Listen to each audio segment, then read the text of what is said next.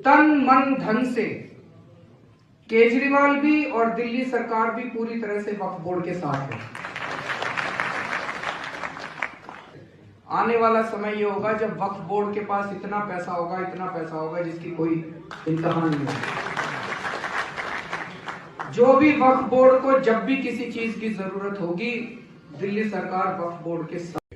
लेकिन अब एक आरटीआई से खुलासा हुआ है कि वक्फ बोर्ड को लगातार पिछले 5 साल में करीबन 100 करोड़ रुपए से ऊपर का पैसा अरविंद केजरीवाल वक्फ बोर्ड को दे चुके हैं, जो कि दिल्ली की जनता की गाड़ी टैक्स की कमाई का पैसा है। आरटीआई साफ साफ कहती है 2015-16 में यह अमाउंट 1 करोड़ 25 लाख रुपए थी। 16-17 में अमाउंट बढ़ के 1 करोड़ 37 लाख हुई। 18 में अमाउंट सीधे 5 करोड़ हो जाती है, पता नहीं कौन सा इन्फ्लेशन है। उसके तुरंत बाद 18-19 में 8 करोड़ 85 लाख, 19-20 में 22 करोड़। 2020-21 में नहीं दे पाए क्योंकि कोरोना की व्यवस्था के चलते पैसे की शॉर्टेज थी, लेकिन उसका पूरा खामियाजा भुगतते हुए 2021-22 में सीधे 62 करोड़ वक्फ बोर्ड को दे दिए हैं। अगर आप टोटल कैलकुलेशन करके देखेंगे तो कुछ 100-125 करोड़ के आसपास की कैलकुलेशन है। तो मेरा केजरीवाल जी से यही पूछना है, इतनी हिंदू भक्ति करना चाहते हो, नोटों पर भगवानों की फोटो देखना चाहते हो, तुमने पुजारियों को तो पैसा नहीं दिया, तुमने मंदिर तो नहीं बनाए, यमुना नदी के किनारे रिवर फ्रंट तो नहीं बनाया। हां, तुमने एक काम किया है, गाड़ी कमाई का पैसा टैक्स का वक्फ बोर्ड को जरूर दिया है, जो ना जाने कहां कहां पर इस्तेमाल किया गया है और किस तरह से उस पैसे को बांटा गया है। धन्यवाद दोस्तों। अभी वक्फ एक्ट में संशोधन की बात करी जा रही है कि सरकार लेके आ सकती है, जो all India Muslim personal law board है, सभी इसके विरोध में है कि ये फिर से थोपने की कोशिश है।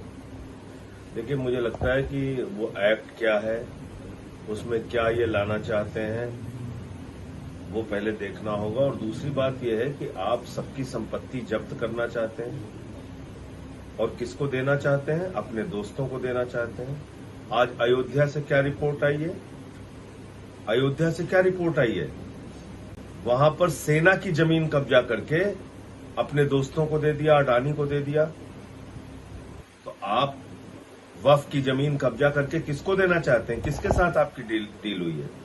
आप एयरपोर्ट देना चाहते हैं अपने दोस्त अडानी को, आप रेल देना चाहते हैं, सेल देना चाहते हैं, पूरा हिंदुस्तान एक ही आदमी को देना चाहते हैं। तो अब वक्फ की संपत्ति डील हुई होगी।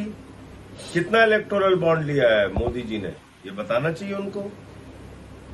कोई डील हुई होगी वक्फ की संपत्ति औने पौने दामों में बेचने की, इसलिए ये एक्ट ला रहे हैं।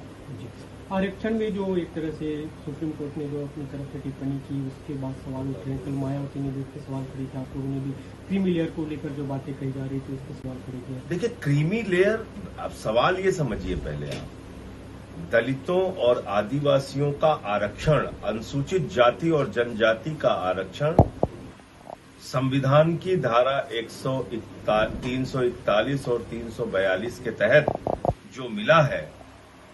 341 में आरक्षण का आधार शुद्ध रूप से जातीय भेदभाव है, आर्थिक ही नहीं है। अब उसमें क्रीमी लेयर का सवाल कहां से लेके आ रहे हैं?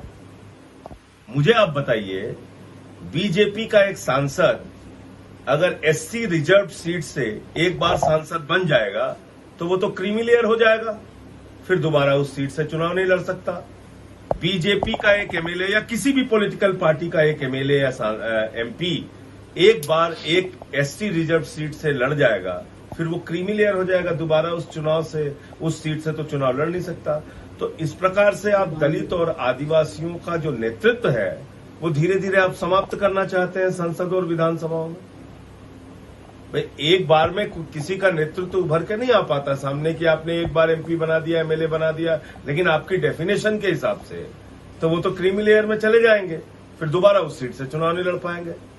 इसीलिए आप देखिए, चिराग पासवान जी से लेके और जो भाजपा के भी अनुसूचित जाति जनजाति के नेता हैं, उनके मन में भी ये सवाल उठ रहा है कि दोबारा अपनी सीट से चुनाव नहीं लड़ पाएंगे वो लोग।